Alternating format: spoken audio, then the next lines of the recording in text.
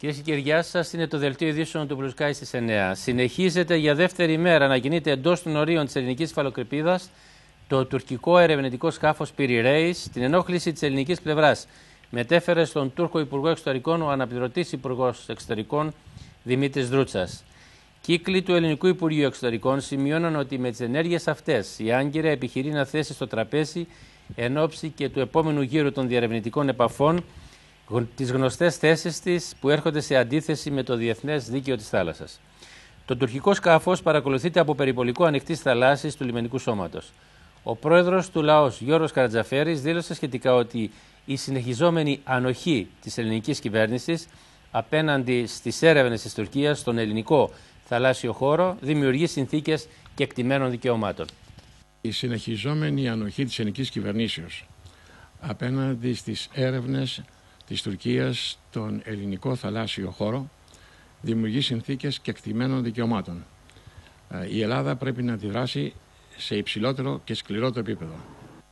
Καλωσορίζω τον συνάδελφο Χρήστο Καπούτσι. Καλησπέρα, Κώστα. Χρήστο, παρακολουθείς από κοντά το θέμα αυτό, γιατί παρακολουθείς και το Υπουργείο Άμυνας και το Υπουργείο Εξωτερικών, και θέλω να μας πεις ποια είναι η διαβάθμιση των ενεργειών που έχει κάνει η κυβέρνηση και τι σχεδιάζει μετά από την ενημέρωση και τη διαμαρτυρία αυτή. Να πούμε καταρχήν ότι το ερευνητικό σκάφος του Piri Reis, με εντολή βεβαίως της τουρκικής κυβερνήσεως, διέβη τον Ρουβίκονα. Βρίσκεται ήδη εντός της ελληνικής υφαλοκρηπίδας και κάνει έρευνες. Αυτό από μόνο του είναι μείζον θέμα. Γιατί? Διότι όπως έχουμε εξηγήσει εδώ, έρευνες επί της ελληνικής υφαλοκρηπίδας είναι παράνομες, διότι η ελληνική υφαλοκρηπίδα συνιστά άσκηση κυριαρχικών δικαιωμάτων. Επομένως, Piri Reis επί της ελληνικής υφαλοκρηπίδας, χωρίς άδεια των ελληνικών αρχών, για οποιαδήποτε έρευνα, ακόμα και για ψάρεμα να είναι εκεί, συνιστά παραβίαση εθνικών κυριαρχικών δικαιωμάτων. Επιπλέον, η Τουρκία έκανε κάτι άλλο. Με αυτό το σημερινό διαγράφει με μια κίνηση τη συνθήκη του διεύρυνσης του 1976, όπου δέχτηκε κακώς, κατά την άποψή μου, η Ελλάδα, αλλά και η Τουρκία, ο Κωνσταντίνος Καραμανλής από πλευράς Ελλάδος, να μην γίνονται υποθαλάσσιες έρευνες πέραν των χωρικών υδάτων. Σήμερα η Τουρκία, λοιπόν, με το Piri Reis, διαγράφει, περιφρονεί αυτή τη συμφωνία της διεύρυνσης του 1976. Επιπλέον, περιφρονεί και διαγράφει την συμφωνία Παπούλια Γκυλμάζ του 1987 στη Βουλιαγμένη, όπου εκεί προέβλεπε ότι οι δύο χώρες θα αποφεύγουν προκλήσεις η μία την άλλη και κυρίως δραστηριότητες τέτοιου επίπεδου το καλοκαίρι κατά τη διάρκεια της θερινής περίοδου. Κυρίως αεροπορικές, έτσι, αεροναυτικές. Η Τουρκία λοιπόν βρίσκεται επί της ελληνικής υφαλοκρηπίδας. Έχουμε δύο ανάλογες περιπτώσεις. Μία το 1976 και μία το 1987, με το Σισμίκ και το Χώρα αντίστοιχα. Σε αυτές τις περιπτώσεις, οι τότε πρωθυπουργοί, ο αείμνηστος Κωνσταντίνος Καραμανλής και ο επίσης αείμνηστος Ανδρέας Παπανδρέου, είχαν το θέμα σηκώσει πολιτικά και διπλωματικά στο υψηλότερο επίπεδο και μάλιστα οι δύο χώρες, Ελλάδα και Τουρκία, είχαν πάρει συγκρουσιακή τροχιά. Ήταν δηλαδή στα πρόθυρα πολέμου. Σήμερα, επειδή με ρώτησες και απαντώ στην ερώτησή σου τώρα, τι ακριβώς κάνει η Ελλάδα. Θα πάμε μετά στο Piri Reis. Θα πάμε στο Piri Reis. Θα πάμε πάνω στο Piri Reis. Θα δείξω αποκλειστικές φωτογραφίες από μια δημοσιογραφική μου επίσκεψη στη Σμύρνη, όπου εκεί παρεξέκλεινα της πορείας και πήγα και βρήκα το Piri Reis που ήταν αραγμένο στα Βουρλά. Είναι στο επίνιο της Σμύρνης. Τα Βουρλά είναι η γενέτειρα του Σεφέρη. Είναι ένα χωριό που είναι κοντά στον Τσεσμέ και στη Σμύρνη. Αλλά συνεχίζεις. Σήμερα λοιπόν, λέω, αν συνδέσουμε λίγο τα γεγονότα, είναι η τρίτη πρόκληση τέτοιου επίπεδου από την Τουρκία. Η πρώτη αντιμετωπίστηκε το 1976 από τον Κωνσταντίνο Καραμανλή, η δεύτερη το 1987 από τον Ανδρέα Παπανδρέου. Σήμερα, μέχρι και αυτή τη στιγμή που μιλάμε, όχι δεν έχουμε δήλωση πρωθυπουργού, ούτε καν υφυπουργού, ούτε καν γενικού γραμματέως. Κανείς μέχρι αυτή τη στιγμή από πλευράς ελληνικής κυβερνήσεως δεν έχει καταδικάσει με ευθύ και συγκεκριμένο τρόπο την παραμονή του Piri Reis του ερευνητικού σκάφους εντός της ελληνικής υφαλοκρηπίδας. Και κάτι ακόμα χειρότερο. Ποιο? Ότι παρακολουθείτε το Piri Reis στην διαδρομή του από ένα σκάφος του λιμενικού. Λες και πρόκειται για λαθρομετανάστες. είναι απ' έξω από τη διαδικασία του Υπουργείου Εθνικής Άμυνας, οι Ένοπλες Δυνάμεις και το Υπουργείο Εξωτερικών. Είναι απ' έξω. Ποιοι έχουν αναλάβει τη διαπραγμάτευση και την επιτήρηση? Ο κ. Χρυσοχοΐδης, το Υπουργείο Προστασίας του Πολίτη. Η ελληνική κυβέρνηση, η κυβέρνηση του κ. Παπανδρέου, έχει υποβαθμίσει το θέμα.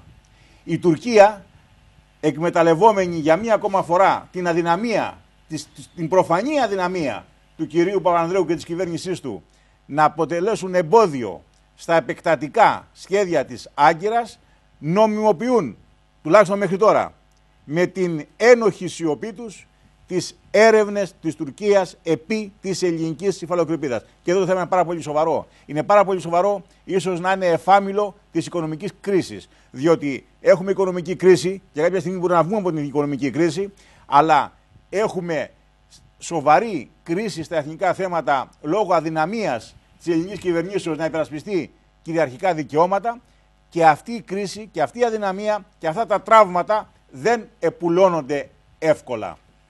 Χρήστο, να δώσουμε μερικές ιστορικού χαρακτήρα πληροφορίες στους τηλεθεατές μας, μιας και αναφέρθηκε στις δύο κρίσεις που είναι καρμπών ουσιαστικά, στην κρίση του Χώρα τον Αύγουστο του 1976 και στην κρίση του Μαρτίου του 1987. Τον Αύγουστο του 1976 το Χώρα είχε κάνει έρευνες στην ελληνική υφαλοκρηπίδα, δηλαδή βύθισε διάφορα μηχανήματα και με ηχοβολές χτυπούσε την ελληνική υφαλοκρηπίδα για να γίνουν οι επιστημονικές έρευνες και να εξαχθούν διάφορα τεχνικού χαρακτήρα συμπεράσματα. Τότε η κυβέρνηση είχε στείλει, αν θυμάσαι, και πλοία πολεμικά, αλλά και αεροσκάφη, τα οποία πλησίαζαν και κατά κάποιο τρόπο, σύμφωνα με τους Τούρκους, παρενοχλούσαν αυτό το πλοιάριο για να κάνει τις έρευνες. Ο Ανδρέας Παπανδρέου είχε πει το ιστορικό «Βυθίσατε το Χώρα». Βέβαια, πολλοί, και ακόμα έχει μείνει σαν στερεότυπο, είπαν ότι ήταν συνεννοημένος με τον Καραμαλή. Ουδέν ψευδέστερον αυτού. Ο Καραμαλής είχε άλλη τακτική. Δεν είχε τακτική να βυθίσει αυτό το πλοιάριο.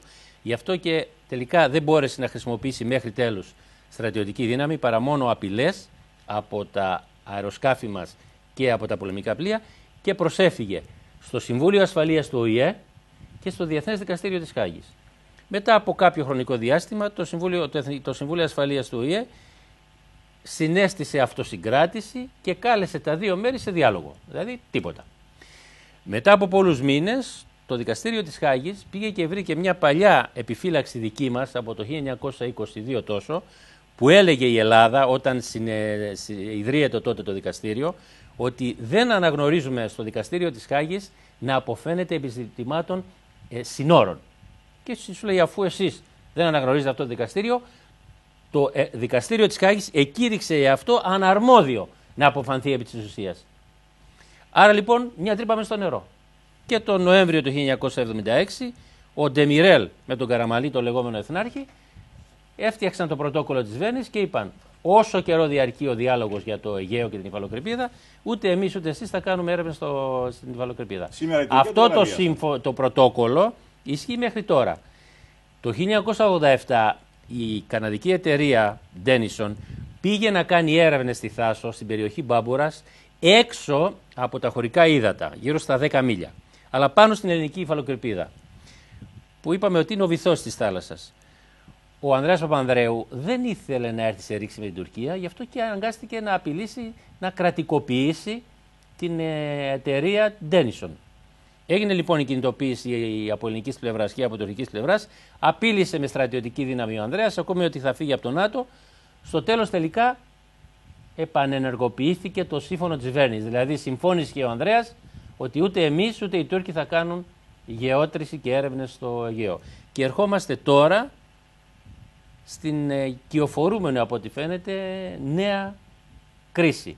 Λίγες μέρες μετά την ανακοίνωση της κυβέρνησης ότι πρόκειται να καταθέσει στο Υπουργείο Περιβάλλοντος ένα νομοσχέδιο που θα χωρίζει σε θαλάσσια οικόπεδα πετρελαίου το Αιγαίο, το Ιόνιο και νοτίως της Κρήτης, έχουμε αυτή την πρόκληση. Η πρώτη πρόκληση ήταν στη Σαμοθράκη και στη Θάσο, εκεί στη ανοιχτή θάλασσα, και τώρα νοτίως του Καστελορίζου. Ναι. Άρα λοιπόν, τι κάνει η ελληνική κυβέρνηση? Υπάρχει μια ολόκληρη κουλτούρα διαχείρισης κρίσεων. Έχω γράψει ένα βιβλίο, όπως ξέρεις, στα προήμια πολέμου, και εκεί εξετάζω και τις 7 ελληνοτουρκικές κρίσεις. Το 55, του 63-64, του 67, του 74, του 76, του 87 και του 96 των ημείων. Εκεί λοιπόν βλέπει κανείς ότι πάντα εμείς, αν δεν έχουμε προκαλέσει τους Τούρκους με ανοησίες, στο τέλος κάνουμε πίσω. Τι περιθώρια έχουμε για στρατιωτική δράση? Πιστεύεις ότι αυτή είναι η επόμενη κίνησή μας? Όχι, καθόλου. Καθόλου δεν το πιστεύω. Έτσι.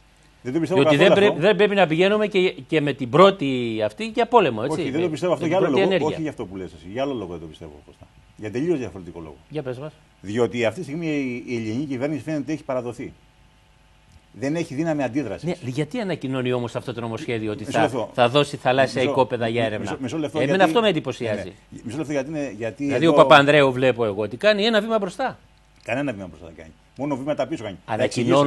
Ανακοινώνοντας ότι θα κάνει διανομή θαλασσίων οικοπαίδων πετρελαίου.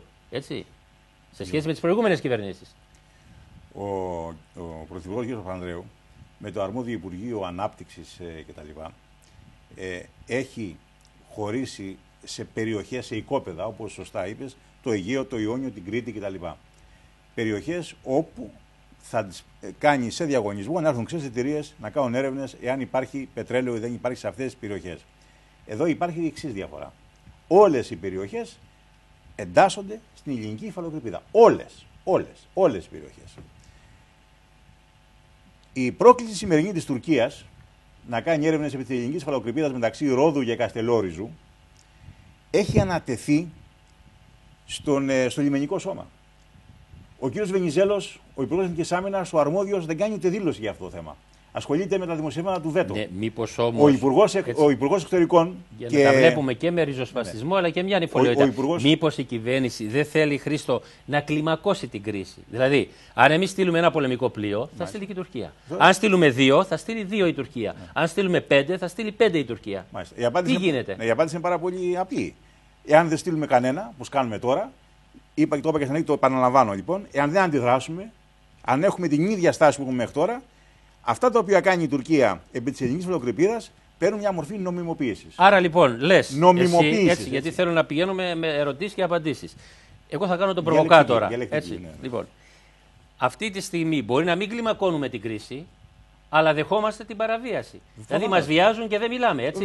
Δηλαδή, και το ευχαριστιόμαστε. Χρησιμοποιεί η Τουρκία την αυθάδειά της και το πλοίο το οποίο θα δείξω μετά και τα όργανα του και τη λειτουργία του και το εσωτερικό του. Χρησιμοποιεί λοιπόν αυτό το πλοίο, τάχα μου, το αθώο πλοίο που είναι μόνο για επιστημονικές έρευνες, για να θεμελιώσει δικαιώματα. Δηλαδή κάνει έρευνες, χτυπάει την ελληνική υφαλοκρηπίδα και εμείς αρκούμεθα σε διαβήματα διαμαρτυρίας. Αυτό που είπες είναι ο πυρήνας του θέματος. Αυτό ακριβώς είναι.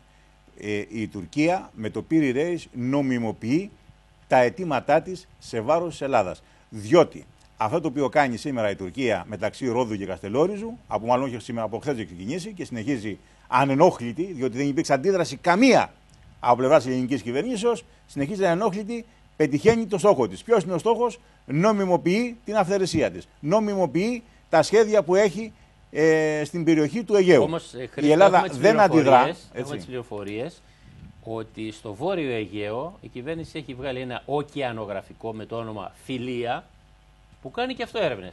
Άρα δεν είναι ισοδύναμη απάντηση? Καθόλου, διότι το πλοίο το ωκεανογραφικό, το ελληνικό, που κάνει έρευνες αυστηρά επί της ελληνικής υφαλοκρηπίδας, αυστηρά. Μάλιστα θα έλεγα εντός των χωρικών υδάτων. Η τελευταία πληροφόρηση που έχω είναι εντός των χωρικών υδάτων. Κανείς δεν θα έχει αντίρρηση το Piri Reis. Άρα λοιπόν δεν είναι ισοδύναμη απάντηση όταν ερευνάμε τα δικά μας. Και αυτοί ερευνάνε τα δικά μας. Το ίδιο είναι. Το ίδιο είναι. Τα δικά σας, τα δικά μας στη μέση. Είναι το ίδιο. Γι' αυτό και νομιμοποίησαν τον Καραγκιόζη οι Τούρκοι. Και γι' αυτό θέλανε και τον Καραγκιόζη. Είναι ρίση καραγκιόζηλική αυτό. Έτσι. Λοιπόν, και δικαιώνει και ο Σαββόπουλος που λέει εκείνο που με σώζει, εκείνο που είναι που ονειρεύομαι στον Καραγκιόζη.